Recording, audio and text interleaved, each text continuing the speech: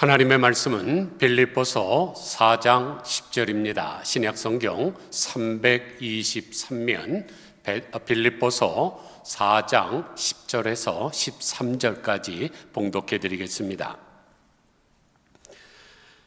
내가 주 안에서 크게 기뻐함은 너희가 나를 생각하던 것이 이제 다시 싹이 남이니 너희가 또한 이를 위하여 생각은 하였으나 기회가 없었느니라. 내가 궁핍함으로 말하는 것이 아니니라. 어떠한 형편에든지 나는 자족하기를 배웠노니 나는 비천에 처할 줄도 알고 풍부에 처할 줄도 알아. 모든 일 곧 배부름과 배고픔과 풍부와 궁핍에도 처할 줄 아는 일체의 비결을 배웠노라. 내게 능력 주시는 자 안에서 내가 모든 것을 할 수 있느니라. 아멘. 하나님 아버지, 주님의 말씀을 듣는 거룩한 순간입니다. 길거리에 보잘것없는 개도 훈련소에 입소해 갖고 훈련을 받으면 명견으로 탄생하게 되는데 하나님의 말씀을 들은 지가 오래됐습니다. 하나님, 소귀의 경읽기가 되지 말게 하시고 주의 말씀이 우리 신비에 잘 박힌 목과 같이 아로 새겨지게 하여 주사 정말로 성도라고 자화자찬하지 말게 하시고 거룩한 성자들로 변화되게 하여 주옵소서. 주의 말씀이 우리 안에 역사하시기를 소원하옵고 우리를 구원하신 예수 그리스도의 이름으로 기도드리옵나이다. 아멘.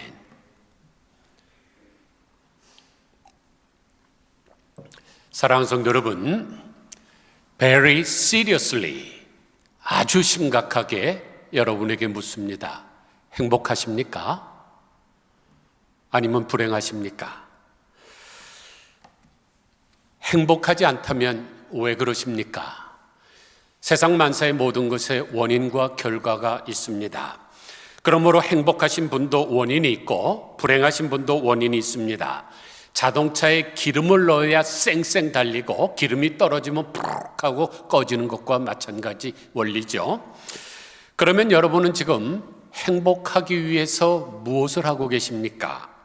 행복은 저절로 자라나는 잡초와 같지 않습니다. 잘 가꾸셔야 화려한 꽃을 피웁니다. 다른 하나 질문 더 드리죠. 여러분은 스스로 생각하기에 나는 부유층에 속한다고 생각을 하십니까? 아니면 중산층이십니까? 아니면 하류층이십니까? 대부분의 사람들은 아마도 나는 중산층이라고 생각하실 것입니다. 왜냐하면 보면은 나보다 잘 사는 부유층들이 있고 내가 하류층이라고 말한다면 너무나 자존심이 상하기 때문이죠. 그런데 인터넷을 달구었던 중산층 별곡이라는 글이 있습니다. 이 글은 중산층 기준을 나라별로 비교해 놓았는데 먼저 대한민국 중산층의 기준을 보겠습니다. 대출 없이, 그 말은 은행 융자 빚이 하나도 없다는 뜻이죠. 30평 아파트를 소유하고 월급이 500만 원 이상이고 2000cc급 중형차를 소유하고 은행 예금의 잔고가 1억 원 이상이고 1년에 한 차례 이상 해외여행을 다니는 사람입니다. 이 정도라고 하면은 중산층이 아니라 부유층에 속하겠죠. 집페이먼트가 완전히 끝나고 은행 잔고가 약 8만 불 이상 되는 사람이 세상에 몇 명이나 있겠습니까? 그런데 이게 한국 중산층의 기준입니다. 둘째로 우리가 살고 있는 미국 사람들의 중산층 기준을 보겠습니다. 이것은 미국 공립학교에서 가르치는 내용입니다. 자신의 주장에 떳떳하고 사회적인 약자를 도와야 하며 부정과 불법에 저항하며 그 외 테이블 위에 정기적으로 받아보는 비평지가 놓여 있어야 한다. 정말로 멋지지 않습니까? I love this country. 제가 저의 제2의 고국으로 이 미국을 선택한 게 아주 자랑스럽습니다. 미국은 땅이 아름다워서 미국이 아닙니다. 그 정신, 생각이 아름다워서 미국이죠. 세 번째로 해가 지지 않는 나라 영국의 중산층의 기준을 보면 첫째, fair play를 할 것. 둘째, 자신의 주장과 신념을 가질 것. 셋째, 독선적으로 행동하지 말 것. 넷째, 약자를 두둔하고 강자에 대응할 것. 다섯째, 불의, 불평, 불법에 의연히 대처할 것. 미국과 비슷한 점도 있는데 신사의 나라답죠. 네 번째로 예술의 나라 프랑스 사람들이 생각하는 중산층의 기준을 보면 외국어를 하나 정도 할 수 있어야 하고, 직접 즐기는 스포츠가 있어야 하고, 다룰 줄 아는 악기가 있어야 하며, 남들과 다른 맛을 낼 수 있는 요리를 만들 수 있어야 하고, 약자를 도우며 봉사활동을 꾸준히 해야 하고, 공분에 의연히 참여해야 된다. 예술의 나라다운 생각입니다. 특별히 공분에 의연히 참여해야 된다 그랬는데, 공분이란 천인 공노할 만큼 불의한 일에 대해서 느끼는 공적인 분노를 의미합니다. 제가 지금 네 나라만 말씀을 드렸는데, 그러면 어떤 확실한 결론이 나왔습니까? 선진국으로 가면 갈수록 물질에 관심을 두는 것이 아니라 정신에 관심을 두고 있다는 것이죠. 그런 의미에서 대한민국 사람들의 기준이 가장 속물근성이 있습니다. 뭐든지 머니에 집중하기 때문이죠. 그런데 한국 중상층이 그렇다면 상류층으로 가면 어떻게 되겠습니까? 그러니까 나라가 저렇게 불법이 난무하죠. 그런데 한번 가만히 생각해 보세요. 평생 살아가면서 아파트 평수 넓히고, 또 그 다음에 화장실 개수 넓히고, 외제차 소유하는데 주력하다가 말기암에 걸려서 죽음이 목전에 왔다고 하면은 어떻습니까? 아무것도 가지고 가지 못하는데 인생 무상하다고 하지 않겠습니까? 그 사람이 인생을 잘 살아온 것일까요? 알렉산더 대왕의 스승이었던 아리스토텔레스가 이런 말을 했습니다. 인간이 그 자체로서 추구하는 가치는 하나밖에 없다. 그것은 행복이다. 돈, 권력, 명예 등 모든 것은 행복이란 가치를 추구하기 위한 수단에 불과하다. 성경도 이렇게 말씀하십니다. 그가 비록 천년의 갑절을 산다 해도 행복을 보지 못하면 마침내 다 한 곳으로 돌아가는 것뿐이 아니냐. 전도서 6장 6절. 천년의 갑절이 뭐예요? 2000년이죠. 어떤 사람이 정말로 장수해서 2000년 동안 부귀영화를 다 누리면서 산다 할지라도 행복을 누려보지 못한다면 그 사람은 모든 사람이 가는 지옥으로 떨어질 수밖에 없다는 이야기입니다. 그런데 한국 사람들의 성공의 기준을 보면 돈과 명예와 권력입니다. 그리고 그렇게 한 사람이 행복할 것이라고 착각을 합니다. 요즘 한국이 전 세계적으로 뜨는 건 여러분 잘 아시죠? K-팝, K-드라마, 심지어 요새 K-푸드라 그래서 한국 음식도 뜨고 있습니다. 그중에 한국이 전 세계 1위를 하는 것들이 있어요. 인터넷 속도 세계제 1위, 핸드폰 소유율 세계 1위, 또 인구 대비 특허 출원 세계 1위, 선박 수출 세계 1위 등입니다. 그런데 동시에 어떻습니까? 성형수술 세계 제1위, 자살률 세계 제1위, 술 소비량 세계 제1위. 왜 얼굴을 뜯어 고칩니까? 자기 얼굴에 만족하지 못해서 그렇죠? 왜 자살을 합니까? 행복하다고 느끼지 못해서 그렇죠? 왜 술을 퍼마십니까? 외롭기 때문입니다. 다 행복하지 못하기 때문입니다. 유엔에서 발행한 2023년도 세계 행복 보고서에서 137개 중에서 한국이 57위를 했습니다. 지금 다른 것들은 세계 1위예요. 그런데 행복도에서는 57등밖에 되지를 못합니다. 그러므로 재물을 많이 소유하고 권력을 가지고 떵떵거리며 호의호식한다고 해서 행복한 것이 결코 아닙니다. 좋은 예 하나를 들지요. 16세기에 사라센 제국이라고 있었습니다.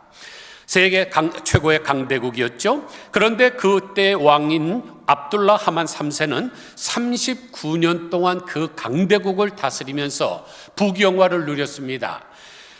한 해 들어오는 수입이 4천억 원이었고 부인이 3,321명이었습니다. 우리나라 의자왕이 3,000궁녀를 뒀는데 이 사람은 3,321명이니까 그거를 능가하죠. 그리고 자식이 얼마나 많았는데 아들만 616명을 낳았습니다. 그런데 그가 숨질 때 남긴 유언은 이렇습니다. 내가 오랜 세월 영예로운 통치에도 불구하고 내가 진정으로 행복을 누린 날은 다만 14일밖에 없다. 사랑하는 성도 여러분, 행복은 절대로 물질에 있지 않습니다. 행복은 돈 따먹기와 땅 따먹기에 딸려 있는 것이 아니라 마음 먹기에 달려 있습니다. 행복과 불행은 우리가 상황을 어떻게 받아들이며 자기가 가지고 있는 것을 얼마나 만족하는가에 달려 있습니다. 사실 행복과 불행은 아침에 이미 결정이 납니다. 아침 딱 일어나갖고 기지개를 켜면서 잘 잤다 하고 시작하는 사람은 그 사람은 행복으로 시작해서 저녁에도 행복할 가능성이 높습니다. 그런데 일어나기 싫어갖고 이러면서 피곤하다는 사람은 이미 불행으로 시작을 해서 저녁도 불행해질 가능성이 대단히 높습니다. 그리고 불행이 지나가면 반드시 행복이 찾아온다는 생각을 가진 사람은 이미 행복표를 뽑은 사람입니다. 그러나 불행은 끝이 없다고 생각하는 사람은 불행표를 뽑은 사람입니다. 여러분 마켓에 가면 표 뽑지 않습니까? 1번, 2번, 3번 그리고 그 사람이 부르는 표대로 자기가 하는 거죠. 마찬가지입니다. 여러분이 아침에 행복표를 뽑으면 하루가 행복해질 것이요, 불행표를 뽑으면 불행하게 될 것입니다. 미국 하버드 대학교 연구팀이 Psychological Science에 기고한 논문을 보면 사람들은 부정적인 경험을 해도 그 상황에서 나름대로의 가치를 찾고 만족감을 얻는 사람들이 있는 것으로 나타났습니다. 이런 사람이 행복하지요. 예를 들면 이런 것입니다. 길을 걸어가는데 어떤 사람이 와서 탁 부딪힙니다. 그래서 다쳐갖고 쓰러져서 응급실에 실려가죠. 가면서 내내 하는 것이 에이 재수 없어, 재수에 온 붙은 날이네, 이렇게 생각할 수 있습니다. 그런데 병원에 들어가서 보니까 몰골이 아주 다 죽을 상이 돼갖고 말기환 함자가 막 기침도 하고 튜브도 꽂고 있는 것을 보면서 무슨 생각을 해야 그 사람이 정상적인 사람일까요? 나는 지지리도 재수없는 인생이다가 아니라 이만하면 천만 다행이구나 라는 생각을 하게 되면 그 사람은 마음의 평안을 얻게 되고 도리어 감사하는 마음이 생기고 행복이 솟아납니다. 그래서 행복한 사람은 주변에 널려있는 모든 것들을 행복의 조건으로 삼습니다. 그래서 매일매일 일상 가운데에서 행복의 씨앗을 하나씩 발견하는 것이죠. 그런데 반면에 우리가 볼 때는 가진 것 다 가진 것 같아요. 또 남부럽지 않게 사는 것 같은데 본인은 항상 불만스러운 사람이 있습니다. 말을 들어보면 알잖아요. 항상 불평스러운 사람이 있습니다. 왜 그럴까요? 이런 사람은 자기보다 더 나은 사람과 비교하기 때문에 그렇습니다. 지금 주어진 것에 만족하는 것이 아니라 더 가지지 못하고 더 누리지 못한 것으로 인해 불행하다고 생각하기 때문입니다. 오늘 우리가 읽은 이 빌립보서는 여러분이 잘 아시다시피 옥중서신입니다. 사도 바울이 감옥에 갇혀서 쓴 책이기 때문이죠. 그리고 이제 참수형 당하기를 기다리고 있는 순간입니다. 얼마만 있으면 죽을 것입니다. 그런데 빌립보서에서 가장 많이 나오는 단어가 뭔가요? 기뻐하라는 단어입니다. 예를 들어 빌립보서 2장 18절을 보면 이와 같이 너희도 기뻐하고 나와 함께 기뻐하라. 정말로 나의 형제들아, 주 안에서 기뻐하라. 너희에게 같은 말을 쓰는 것이 내게는 수고로움이 없고 너희에게는 안전하니라. 주 안에서 항상 기뻐하라. 내가 다시 말하노니 기뻐하라. 오늘 본문에도 기뻐하라는 말씀이 나오는데 여러분 보통 사람 같으면 어떻게 하겠습니까? 지금 하나님의 명령을 받아서 복음을 전하다가 잡혀갖고 지금 매를 맞고 지하 감옥에 갇혔습니다. 제가 그 빌립보 감옥에 가봤는데 땅속에 있기 때문에 해도 들어오지 않습니다. 비가 오면 밑에 고여갖고 질퍽질퍽합니다. 그런데 갇혀있는 사람이 내가 기뻐한다, 크게 기뻐한다 할 수 있겠습니까? 하나님을 원망하겠죠. 왜 나로 복음을 전하게 하셔서 이런 고생을 하게 하십니까? 그런데 사도 바울은 감옥에서 안에서 크게 기뻐한다고 하면서 내게 능력 주시는 자 안에서 내가 모든 것을 할 수 있다 그럽니다. 아니 지금 감옥에 갇힌 사람이 무슨 모든 것을 할 수가 있습니까? 그러나 내게 능력 주시는 자 안에서 내가 모든 것을 할 수 있다는 이 말씀을 이해하기 위해서는 그 앞에 있는 말씀을 살펴봐야 됩니다. 12절을 보면 사도 바울은 이렇게 말씀합니다. 나는 비천에 처할 줄도 알고 풍부에 처할 줄도 알아. 모든 일, 곧 배부름과 배고픔과 풍부와 궁핍에도 처할 줄 아는 일체의 비결을 배웠노라. 사도 바울은 자신이 어떠한 형편에 처한다 할지라도 그것을 대처할 수 있는 비결을 배웠다고 말씀을 합니다. 배부르고 풍부하면 그것에 맞는 삶을 살고, 배고프고 궁핍하면 그것에 맞는 삶을 사는 비결을 배웠다는 것입니다. 사도 바울은 이것을 두고 내게 능력 주시는 자 안에서 내가 모든 것을 할 수 있다고 하는 거죠. 여러분, 이 말씀을 절대로 오해하시면 안 됩니다.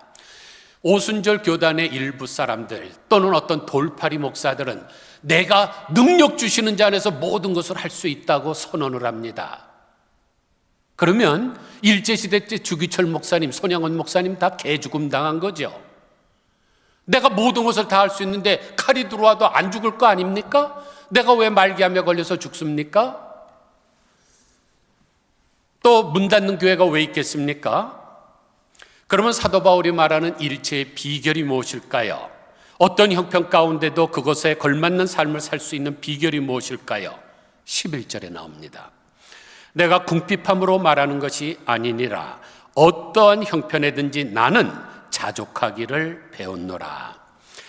사도 바울은 어떠한 형편에서도 자족할 수 있음이 행복의 비결이라고 말씀합니다. 즉 어떠한 형편이 있든지 다른 사람과 비교하지 않고 하나님이 주신 것에 만족하는 삶이 행복의 비결이라는 것이죠. 왜 행복이 다른 사람과 비교하지 않고 스스로 자족하는 데서 출발을 할까요? 왜냐하면 다른 사람과 비교하게 되면 하나님이 이미 나에게 주신 것이 보이지 않기 시작을 합니다. 다른 사람께 더 크기 때문에. 또 이미 하나님이 나에게 베풀어 주신 은혜를 잊어버리기 때문입니다. 그래서 불평이 시작하는 거죠. 이스라엘 백성들 한번 보세요. 430년 동안 애굽에서 종노릇했습니다. 그러다 하나님의 은혜로 이제 해방되어 광야로 나왔죠. 그런 은혜가 어디 있습니까? 평생 벽돌 짓기나 또는 무슨 성 쌓기 이런 일을 하면서 살던 사람들이 이제 자유를 얻게 되었습니다. 그럼 하나님 앞에 감사를 해야 되죠. 그런데 물이 부족하고 식량이 좀 부족하니까 하나님을 원망하기 시작을 합니다. 왜냐하면 내게 주신 좋은 것이 보이지 않고 은혜를 잃어버렸기 때문이죠. 마태복음 20장 보면 포도원 품꾼 비유가 나옵니다. 포도원 주인이 이제 아침에 나가서 종들을, 길거리에 있는 종들을 하고 내가 너에게 상당한 월급을 주리라, 1급을 주리라. 그리고 포도원에 가서 일하라 그럽니다. 그들이 가서 일을 했죠. 그런데 이 주인이 계속 나가봐도 아직도 잡을 찾지 못해서 방황하는 사람들이 있습니다. 잡으러 왔던 이 주인은 또 12시에도 가서 일하라 그러고 오후 3시에도 가서 일하라 그러고 이제 일몰 시간이 다 돼서 일할 시간이 불과 얼마 남지도 않은 사람에게도 자비를 베풀어서 가서 일하라 그럽니다. 그런데 이제 해가 져서 1급을 나눠주기 시작을 하는데 제일 나중에 들어와서 1시간도 일하지 않은 사람에게 1달란트를 줍니다. 그랬더니 아침에 온 사람은 생각하기를 1시간 일한 사람이 1달란트다. 그러면 나는 10시간 일했으니까 10달란트를 주겠지 생각을 합니다. 그런데 주인이 뭐라고 하던가요? 마태복음 20장 14절을 보니까 내 것이나 가지고 가라. 나중은 이 사람에게 너와 같이 주는 것이 내 뜻이니라 그랬습니다. 그러면 왜 처음 들어가서 일한 사람이 불평을 했을까요? 다른 사람과 비교를 했기 때문입니다. 주님은 약속대로 분명히 일한 만큼 주셨습니다. 그러나 다른 사람이 자기와 똑같이 받자 시기를 했던 거죠. 지금 중국에서 떠오르는 스타 철학자가 있습니다. 자오스린이라는 교수인데 그분이 쓴 사람답게 산다는 것이라는 책을 보면 이런 글이 나옵니다. 왜 항상 행복하지 않을까? 우리가 바라는 것이 행복해지는 것이 아니라 남보다 행복해지는 것이기 때문이다. 지금 자오스린 교수는 인간의 정곡을 찌르고 있는 거죠. 사람들이 행복하지 못한 까닭은 남보다 행복해지려고 하고 있기 때문입니다. 그러나 우리 인간의 욕심 여러분 잘 아시지 않습니까? 땅가죽보다 두껍습니다. 그리고 구멍난 항아리처럼 아무리 거기다가 집어넣어도 만족할 수 있는 사람이 없습니다. 열왕기상 21장에 보면 아합이 나봇의 포도원을 빼앗는 이야기가 나오죠. 이 아합은 북이스라엘의 왕입니다. 그러므로 모든 권력을 다 가진 사람이고 국가의 가장 좋은 것 다 가지고 자기 마음대로 할 수 있는 사람입니다. 그런데 자기의 별궁이 있는데 그 옆에 보니까 나봇의 포도원이 있습니다. 그걸 빼앗고 싶은 거예요. 자기는 지금 자기 왕궁도 있고 별궁도 있고 모든 것 다 가졌습니다. 그 조그만 포도원, 그거를 빼앗아서 자기가 거기다가 뭐를 길러먹는 이런 채소밭으로 만들고 싶은 거죠. 그런데 나봇은 그것을 주지를 않습니다. 왕이 명령하는데도 앉아요. 돈으로 주고 살겠다 그래도 안 된다 그럽니다. 이것은 우리 조상으로부터 물려받은 유업이기 때문이죠. 그랬더니 하는 수 없이 이 아합이 머리를 싸매고 침상에 두르러서 밥도 먹지 않습니다. 그 모습을 보던 악한 이세벨 왕후가 지 남편에게 이 바보 같은 것, 그리고 나서 가갖고 거짓 사람들을 동원을 해갖고 나봇이 하나님을 저주했다고 거짓 누명을 씌워서 죽여버리고 그것을 빼앗지 않습니까?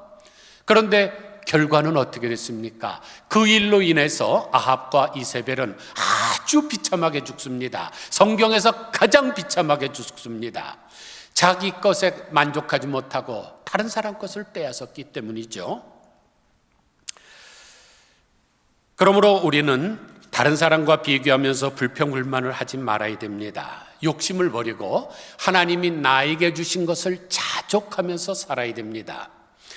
2010년부터 2015년 동안 5년 동안 우루과이를 다스렸던 대통령이 호세 무히카입니다.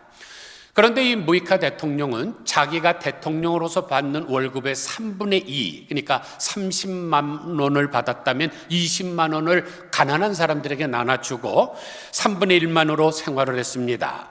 그리고 42명의 비서와 수행원이 있는 대통령궁을 노숙자들의 쉼터로 내줬습니다. 그리고는 4명의 수행원만 데리고 수도가 아니라 수도 외곽에 있는 농토에서 농사를 지면서 나라를 다스렸습니다. 지금 화면에 나오는 이 복스바겐 이 작은 자동차가 대통령이 타고 다니는 자동차고 운전도 손수했습니다. 그러니까 우루과이 국민들이 얼마나 이를 존경을 했습니까? 우리나라와 비교되지 않습니까? 지금 문재인 대통령의 월급이 1,400만 원입니다. 매달 1,400만 원. 그리고 경호원이 65명입니다. 무슨 죄를 많이 졌길래 경호원이 대통령이 물러난 사람이 65명씩 거느리고 살아야만 됩니까? 한번 무히카 대통령이 미국의 워싱턴을 방문했을 때 존경하는 군중들이 소리를 칩니다. 라틴 아메리카의 넬슨 만델라라. 넬슨 만델라는 여러분 잘 아시다시피 남아프리카 공화국의 대통령으로서 노벨 평화상 받은 분 아닙니까? 그랬더니 무히카 대통령이 이렇게 답변합니다. 만델라는 메이저리그에 계셨으니 나와는 노는 물이 다릅니다. 나는 그저 동네 아저씨들 중에 하나에 불과합니다. 참 겸손했던 분이죠. 그런데 이 무히카 대통령의 하시는 말씀, 사람이 사는 목적은 잘 살기 위함이 아니라 행복함에 있다 그럽니다. 그래서 그분은 다른 나라 대통령과 전혀 비교하지 않았죠. 대통령으로서 무슨 권위도 있고 뭐 이런 거 있지 않겠습니까? 다른 사람들은 뭐 북한의 김정은도 그 비싼 방탄차를 타고 다니는데 우루과이 굉장히 큰 나라입니다. 그런데 그 나라의 대통령이 요 딸딸이 복스바겐이나 타고 다니고 그것도 운전사도 없이 자기가 운전하는 거, 어떻게 보면 품위가 없다고 할 수 있지만 비교하지 않았습니다. 그렇기 때문에 이분이 행복하게 산 거죠. 사랑하는 성도 여러분, 다른 사람이 좋은 집에 살고 좋은 차를 타고 다니는 것을 보면 부러우실 때가 있을 것입니다. 특히 같은 학교 동기 동창인데 동창회를 갔는데 그 친구가 잘된 거 보면 배가 아플 수도 있습니다. 그러나 우리는 사도 바울처럼 자족하기를 배워야 됩니다. 비교하는 삶이 아니라 자족이 행복의 출발점임을 잊지 말아야 됩니다. 우리 예수님 한번 생각해 보세요. 예수님은 하나님의 본체십니다. 그 말은 하나님 그분이라는 뜻이에요. 그런데 우리가 믿는 삼위일체를 따라서 이제 독생 성자의 몸을 가지고 이 땅에 오셨죠. 하나님과 비교하면 어떻습니까? 너무너무 차이 나죠. 그런데 그분은 우리 인류에게 행복을 주시기 위하여 이 땅에 오셔서 자신의 마지막 피와 물을 쏟으시고 우리를 구원해 주셨습니다. 그러자 하나님께서는 결국 이런 예수님을 높여주셨죠. 빌립보서 2장 5절을 보니까 너희 안에 이 마음을 품으라. 곧 그리스도 예수의 마음이니 그는 근본 하나님의 본체시나 하나님과 동등됨을 취할 것으로 여기지 아니하시고 오히려 자기를 비워 종의 형체를 가지사 사람들과 같이 되셨고 사람의 모양으로 나타나사 자기를 낮추시고 죽기까지 복종하셨으니 곧 십자가의 죽으심이라. 이러므로 하나님이 그를 지극히 높여 모든 이름에 뛰어난 이름을 주사 하늘에 있는 자들과 땅에 있는 자들과 땅 아래에 있는 자들로 모든 무릎을 예수의 이름에 꿇게 하시고. 그러므로 예수님처럼 스스로 자신을 낮추고 다른 사람과 비교하지 않는 사람은 결국 예수님처럼 존경을 받게 됩니다. 이제 제가 감사하며 사십시오 라는 글을 소개해 드리겠습니다. 지금 집에 전기가 들어온다면 감사하십시오. 세상에 전기에 혜택 없이 사는 사람들이 20억 명이 넘기 때문입니다. 집에 수도시설이 되어 있다면 감사하십시오. 그러지 못해 아무 물이나 마시는 사람들이 10억 명이 넘기 때문입니다. 하루 1,000원으로 생활할 수 있다면 감사하십시오. 1,000원 미만으로 살고 있는 사람들이 무려 12억 명이 되기 때문입니다. 하루 한 끼라도 따뜻한 음식을 먹을 수 있다면 감사하십시오. 영양실조로 고통받는 사람들이 지금도 8억 명이나 되기 때문입니다. 오늘도 아침에 거뜬히 일어났다면 감사하십시오. 며칠 넘기지 못할 사람들이 오늘도 100만 명이나 되기 때문입니다. 한 번도 전쟁의 위험이나 수용소의 외로움이나 굶주림의 쓰라림을 경험하지 않았다면 감사하십시오. 지금 전쟁과 기아로 5억 명의 사람들이 고통받고 있습니다. 체포, 협박, 학대, 고문, 죽음의 두려움 없이 교회 나갈 수 있다면 감사하십시오. 아직 이 땅에 아직도 30억 명의 사람들이 그러지 못하고 있습니다. 만일 당신의 냉장고에 음식이 있고 당신의 몸에 맞는 옷이 있고 잠을 잘 수 있는 집이 있다면 감사하십시오. 이 세상 사람들 75%는 그렇게 살지 못하고 있습니다. 당신의 은행이나 지갑에 약간의 돈이 있고 어딘가 작은 접시에 동전이 모아 놓았다면 감사하십시오. 당신은 이 지구상의 8%에 해당하는 부자이기 때문입니다. 부모님이 아직 살아계시고 지금 혼자가 아니라면 더 감사하십시오. 보기 드문 행복한 사람이기 때문입니다. 당신이 만약 이 글을 읽고 있다면 감사하십시오. 아직도 글을 읽지 못하고 성경을 한 번도 제대로 읽어보지 못한 사람이 20억 명이 넘기 때문입니다. 사랑하는 성도 여러분, 이 글을 보시면서 어떤 생각이 드십니까? 우리가 살아가는 이 삶 자체가 행복 그 자체라고 생각이 안 드십니까? 동국대학교 교수인 유진아 씨가 이런 말을 했습니다. 자신이 지금 행복하지 않다면 행복의 조건을 찾고 있는 것은 아닌지, 행복의 이유를 찾느라 지금 누려야 할 행복을 보지 못하고 있는 건 아닌지 생각해 보아야 합니다. 행복이란 조건과 이유가 필요한 게 아니라 감사하는 마음입니다. 빨간색 선글라스를 끼고 세상을 바라보면 모든 것이 다 빨갛게 보입니다. 마찬가지로 행복한 사람의 눈에는 모든 것이 다 행복으로 보입니다. 그리고 행복의 세입 클로바는 내 주변에 널려 있습니다. 그러므로 내가 바라는 행복은 먼 데 있는 것이 아니라 바로 내 마음에 있습니다. 그것은 하나님이 이미 나에게 주신 것을 하나씩 발견해 나가는 것입니다. 행복은 어떤 조건으로 만들어지는 것이 아니라 내 안에서 자라나는 생명이기 때문입니다. 아무쪼록 사도 바울처럼 하나님께서 나에게 이미 주신 것에 자족하면서 사심으로 이 땅에서 가장 행복한 여러분이 되시기를 주님의 이름으로 간절히 축원드립니다. 기도하겠습니다.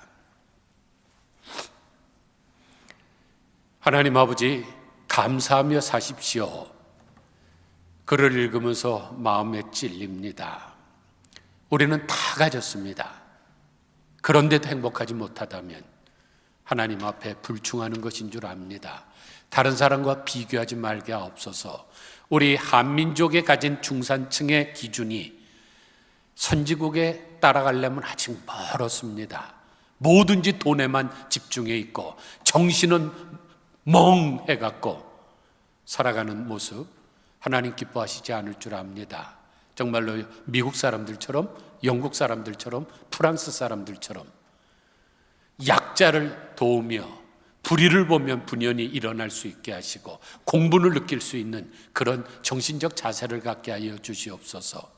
항상 내 마음에 있는 이 하나님이 주신 이 모든 것들에 대한 감사의 마음이 있게 하여 주시고 나는 행복자라고 고백할 수 있는 모두들 되게 하여 주옵소서. 이미 다 가지고도 행복하지 못하다가 살아가면은 정말로 불쌍한 인생이 되겠는데, 하나님 아버지, 오늘부터 정말로 우리가 행복한 인생을 살게 하옵소서. 예수 그리스도의 거룩하신 이름으로 기도드리옵나이다. 아멘.